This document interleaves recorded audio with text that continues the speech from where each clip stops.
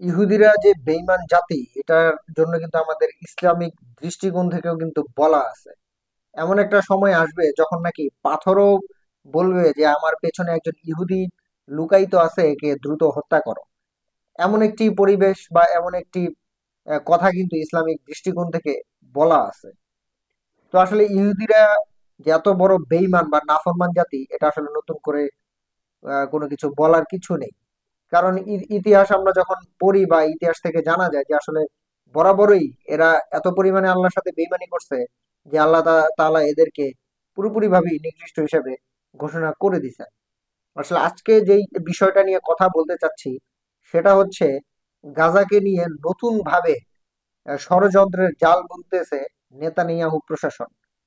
Donald Trump ক্ষমতায় আসার আগে কিন্তু একটি হুঁশিয়ারির মাধ্যমে গাজা গাজাকে নিয়ে যে হামাস এবং ফিলিস্তিনিদের মধ্যে মধ্যকার কিংবা এই ইসরায়েলিদের সাথে যে যুদ্ধটি হয়, সেটির একটি যুদ্ধবিরতি চুক্তির কথা আর জন্য চাপ দিয়েছিল ডোনাল্ড ট্রাম্প প্রশাসন।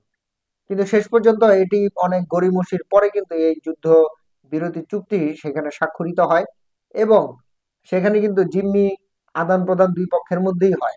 তো সর্বশেষ যেটা এখন এই এই মুহূর্তে গাজার পরিবেশ বা খবর, সেটা হচ্ছে ইসরায়েলি বাহিনী আবার নতুন করে গাজাকে ঘিরে রাখছে হচ্ছে ট্যাঙ্ক বা সাঁজোয়া যান কিংবা সেনা সৈন্য সামন্ত দিয়ে। এই মুহূর্তে গাজাকে দখল করার জন্য একটি চেষ্টা চলতেছে নতুন ভাবে। সেই ক্ষেত্রে ইসরায়েলের দাবি হামাস নাকি এই জিম্মিদের যে মুক্তি প্রদান সেটার ক্ষেত্রে গড়িমসি করছে এবং তারা বেইমানি করছে, এমন একটি কথার জের ধরেই কিন্তু এখন ইসরায়েল এই গাজায় আবার নতুন করে হামলার ষড়যন্ত্র আঁকতেছে।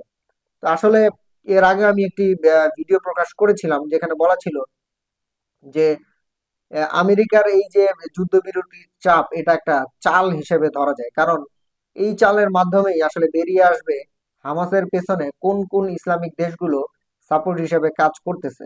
তো সেটিই কিন্তু ঘটছে। এই মুহূর্তে আসলে হামাসের পেছনে যারা যারা কাজ করতেছে তার মধ্যে হচ্ছে আরব আমিরাত কিংবা মিশর, এরা কিন্তু কাজ করতেছে। এটা কিন্তু এখন আমেরিকার পুরোপুরি ভাবেই কিন্তু ক্লিয়ার যে আসলে কারা কারা এর পেছনে কলকাঠি নাড়তেছে।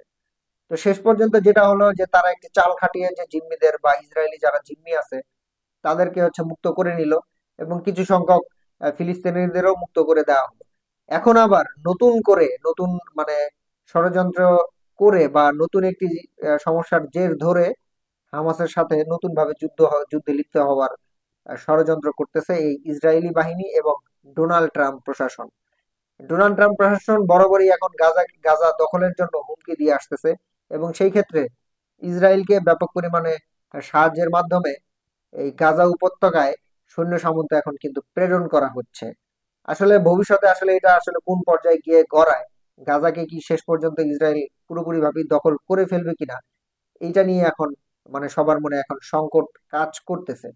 তো ইতোমধ্যেই কিন্তু ফিলিস্তিনিদের নিরাপদ স্থানে সরিয়ে নেয়ার ক্ষেত্রে কিন্তু আলোচনা চলতেছে, এবং আরব লীগেরও কিন্তু এখন একটি কঠোর হুঁশিয়ারি বার্তা এই মুহূর্তে কিন্তু আমেরিকার বিরুদ্ধে দেওয়া হয়েছে, যদি এই গাজাকে আবার নতুন করে এখানে ষড়যন্ত্র কিংবা হামলা চালানোর জন্য যদি বা চালানো হয়, সেক্ষেত্রে নতুন ভাবে পদক্ষেপ নেবে আরব লীগ।